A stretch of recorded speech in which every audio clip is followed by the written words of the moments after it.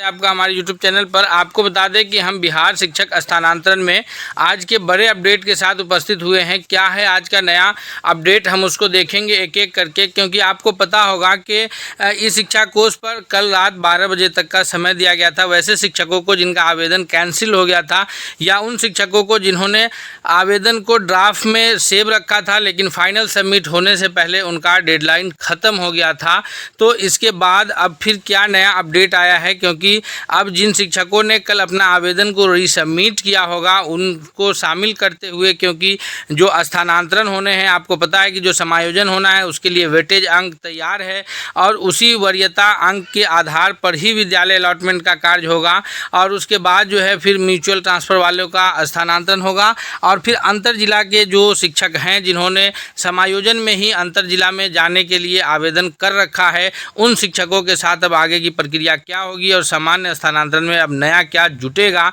इन सभी पर हम डिटेल्स में इसी वीडियो में चर्चा करने जा रहे हैं। अगर आप चैनल पर नए हैं तो प्लीज़ चैनल को सब्सक्राइब करते हुए बेल आइकन को प्रेस कर लीजिए, ताकि अगला हर अपडेट, हर जानकारी जो कि बिहार शिक्षक समाचार की कोई भी जानकारी हो या बिहार शिक्षक स्थानांतरण की कोई भी जानकारी हो, हम आपको उपलब्ध कराते रहेंगे। आइए देखते हैं। जी हाँ दोस्तों, आप हमारे स्क्रीन पर देख सकते हैं कि ये नोटिफिकेशंस आया था इस शिक्षा कोर्स पोर्टल पे कि समायोजन और समानुपातीकरण के तहत स्थानांतरण हेतु इस शिक्षा कोर्स पोर्टल पर आपके द्वारा आवेदन सेव ड्राफ्ट के रूप में रखा गया है। यदि स्थानांतरण हेतु इच्छुक हों तो आपने आवेदन को दिनांक 12/8/2026 को रात्रि 12 बजे तक सबमिट कर लें।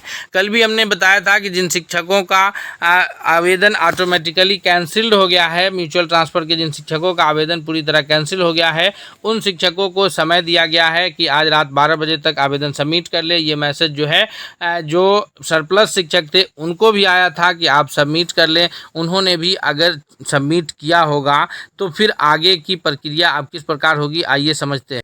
जी हाँ दोस्तों, जिन शिक्षकों ने कल आवेदन को सबमिट किया होगा इस शिक्षा कोर्स पोर्टल पे जाकर के टीचर ट्रांसफ़र 2.0 में उन्होंने आवेदन, आप जो लोग भी सरप्लस रहे होंगे वो देखे होंगे कि जब आवेदन कर रहे थे तो आवेदन में नीचे दो ऑप्शंस आ रहे थे उनके पास। एक ऑप्शन था सेव एज ड्राफ्ट, यानी ड्राफ्ट में उस ऑप्शन को आप उस एप्लीकेशन को आप सेव कर लीजिए। दूसरा ऑप्शन था सबमिट।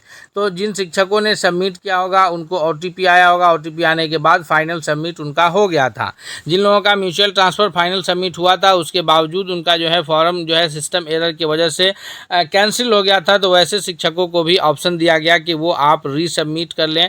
और बहुत सारे शिक्षकों ने सेव किया लेकिन बहुत सारी कन्फ्यूजन्स थी।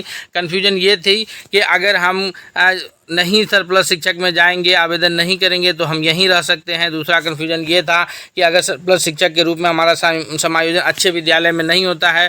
बहुत सारे शिक्षकों के अंदर ये कन्फ्यूजन था कि हम जो है अभी नगर में है, हमको सुदूर गांव में भेज दिया जाएगा। तो इन सभी दूसरी बात ये थी कि बहुत सारे शिक्षक जो है जो गृह प्रखंड में थे उनका गृह प्रखंड छूट रहा था, बहुत सारी महिलाएं गृह पंचायत में थी उनका गृह पंचायत छूट रहा था। इन्हीं सब कारणों से शिक्षकों ने क्या किया कि आवेदन को सेव किया लेकिन सबमिट नहीं किया। अब जब शिक्षा मंत्री जी का स्पष्ट बयान आ रहा है कि कोई भी शिक्षक अगर गृह प्रखंड में हैं तो उन शिक्षक को हर हाल में अपना गृह प्रखंड जो है इसमें स्थानांतरण के अंतर्गत त्याग करना होगा, और कोई भी महिला शिक्षिका अगर गृह पंचायत में हैं तो उन शिक्षिकाओं को भी अपना गृह पंचायत त्याग करना होगा। साथ ही साथ अगर कोई शिक्षक ऐसे हैं जो 5 साल या उससे अधिक समय से एक ही विद्यालय में अब तक बने हुए हैं तो उन शिक्षकों को, चाहे वो गृह प्रखंड के बाहर ही क्यों ना हो, उन शिक्षकों को भी उस विद्यालय से स्थानांतरित होना होगा। यानी एक तरह से ये समझा जाए कि जो बिहार शिक्षक स्थानांतरण नियमावली 2026 ऐच्छिक स्थानांतरण के लिए बनी, अब वह शिक्षक स्थानांतरण नियमावली अनिवार्य स्थानांतरण की बात जो है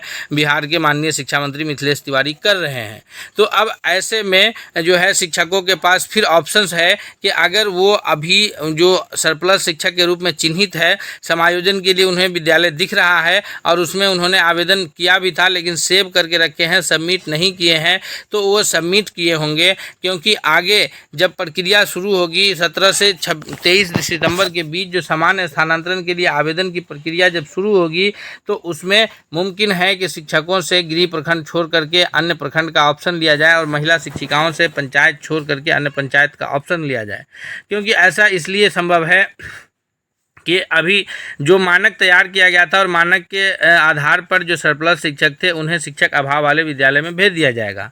तो लगभग हर जगह मानक जो है एक्यूरेट हो जाएगा। अब ऐसे में जब हर जगह मानक एक्यूरेट रहेगा तो शिक्षकों को विद्यालय दिखना थोड़ा सा आसान नहीं लग रहा है, क्योंकि जहाँ मानक रहेगा वहाँ रिक्ति कैसे दिखाया जा सकता है।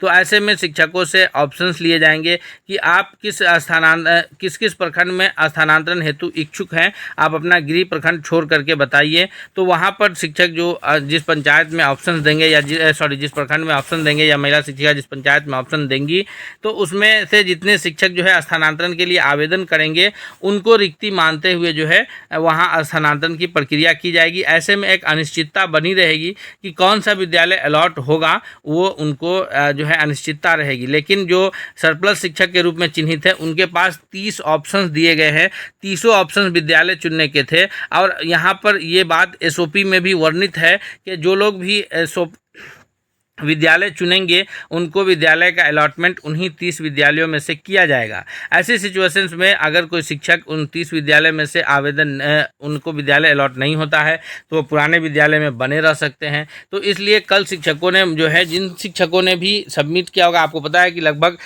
25,000 के आसपास सरप्लस शिक्षक थे जिन्होंने आवेदन सबमिट नहीं किया था। उसमें से बहुत सारे शिक्षक जो है आवेदन को सेव किए होंगे।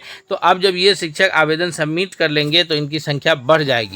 संख्या बढ़ने के बाद इनमें बहुत सारे शिक्षक ऐसे होंगे जो पति पत्नी के आधार पर होंगे, बहुत सारे शिक्षक ऐसे होंगे जो विशेष आवश्यकता वाले शिक्षक होंगे। तो जो पहले से आवेदन किए होंगे उनसे इनमें से आवेदन किए हुए शिक्षकों का मेरिट बढ़ सकता है, और मेरिट बढ़ेगा तो इनके द्वारा चुने गए विद्यालय को पहले अलॉट किया जाएगा। क्योंकि आपको पता है कि शिक्षकों के स्थानांतरण जो है वो मेरिट के आधार पर होना है, यानी सब चीज़ का अंक निर्धारण किया जा चुका है। शिक्षक नियमावली के अंतर्गत ही किन शिक्षकों किन चीज़ के बदले किस आधार पर कितने अंक दिए जाएंगे, ये इसका निर्धारण पूर्व में हो चुका है। हमने पहले वीडियो में भी बताया है। अगर आपको इसके बाद भी कोई कन्फ्यूजन है तो भी आप हमें कमेंट करके बता सकते हैं। तो इसमें थोड़ी सी देर लगेगी। अब हम बात करते हैं इंटर डिस्ट्रिक्ट ट्रांसफ़र की। तो अब चूंकि नए आवेदन आ गए हैं तो इसमें थोड़ा सा समय लग सकता है। हमने आपको पहले भी कहा है कि जो अंतर जिला के शिक्षक स्थानांतरण चाह रहे हैं उनको संभवतः 15 अगस्त के पश्चात जो है, यानी स्वतंत्रता दिवस के पश्चात जो सप्ताह शुरू होगा 17 तारीख से, सोमवार से, तो उस सप्ताह में उन शिक्षकों को विद्यालय चुनने का अवसर 1 या 2 दिन का दिया जा सकता है। जिस प्रकार से अभी आप देखे होंगे कि म्यूचुअल ट्रांसफ़र में जो आवेदन रद्द हुए हैं और जो आवेदन सेव किए थे ये समायोजन के लिए, उन दोनों प्रकार के शिक्षकों को अवसर दिया गया कि वो अपना फाइनल सबमिट कर ले। उसी प्रकार जो अंतर जिला के शिक्षक होंगे संभवतः उन्हें जो है अवसर दिया जाएगा कि वो अपने आवेदन में विद्यालय चुन सके। और सामान्य स्थानांतरण की जब प्रक्रिया शुरू होगी तो इससे यह बात स्पष्ट हो रहा है कि जो सरप्लस शिक्षक बचे होंगे उनको उसमें अवश्य भाग लेना पड़ेगा। और जो शिक्षक पंचायत में, गृह प्रखंड में अवस्थित हैं उन शिक्षकों को भी वह पंचायत और प्रखंड छोड़ना अवश्य होगा। हम आगे नया अपडेट उपलब्ध कराएंगे। अगर चैनल पर नए हैं तो प्लीज़ चैनल को सब्सक्राइब कर लीजिए, बेल आइकन को प्रेस कीजिए। मिलते हैं अगले नए अपडेट के साथ, तब तक के लिए बहुत बहुत धन्यवाद।